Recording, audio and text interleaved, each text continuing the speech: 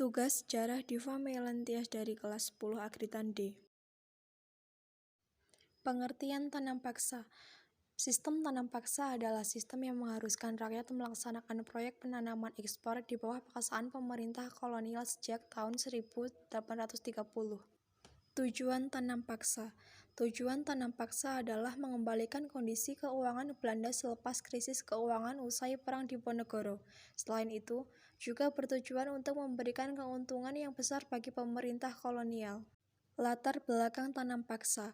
Kultur stem cell secara harfiah berarti sistem kultivasi atau secara kurang tepat diterjemahkan sebagai sistem budidaya, yang oleh sejarawan Indonesia disebut sebagai sistem tanam paksa adalah peraturan yang dikeluarkan oleh Gubernur Jenderal Johannes van den Bosch pada tahun 1830 yang mewajibkan setiap desa menyisihkan sebagian tanahnya 20% untuk ditanami komoditas ekspor, khususnya teh, kopi, dan kakao.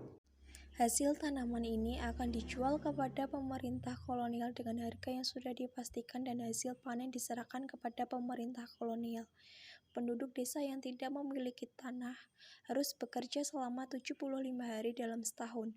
20% pada kebun-kebun pemilik pemerintah yang menjadi semacam pajak. Pada praktiknya, peraturan itu dapat dikatakan tidak berarti karena seluruh wilayah pertanian wajib ditanami tanaman laku ekspor dan hasilnya diserahkan kepada pemerintah Belanda. Wilayah yang digunakan untuk praktik kultur stem cell pun tetap dikenakan pajak. Warga yang tidak memiliki lahan pertanian wajib bekerja selama setahun penuh di lahan pertanian. Tanam paksa adalah era paling eksploitatif dalam praktik ekonomi Hindia Belanda. Sistem tanam paksa ini jauh lebih keras dan kejam dibanding sistem monopoli VOC karena ada target penerimaan negara yang sangat dibutuhkan pemerintah.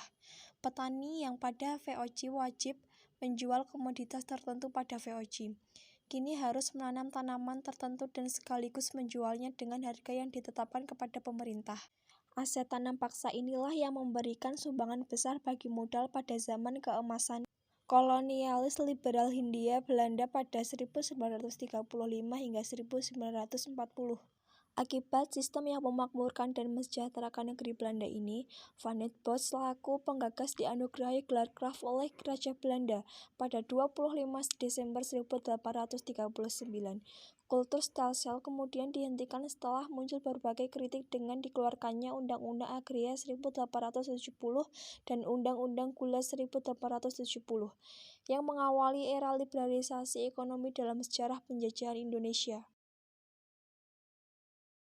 Aturan tanam paksa.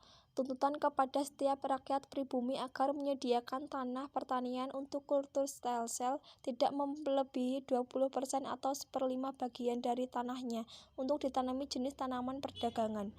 2. Pembebasan tanah yang disediakan untuk kultur stem cell dari pajak, karena hasil tanaman dianggap sebagai pembayaran pajak. Sisi positif tanam paksa bagi bangsa Indonesia adalah rakyat Indonesia mengenal berbagai jenis tanaman ekspor.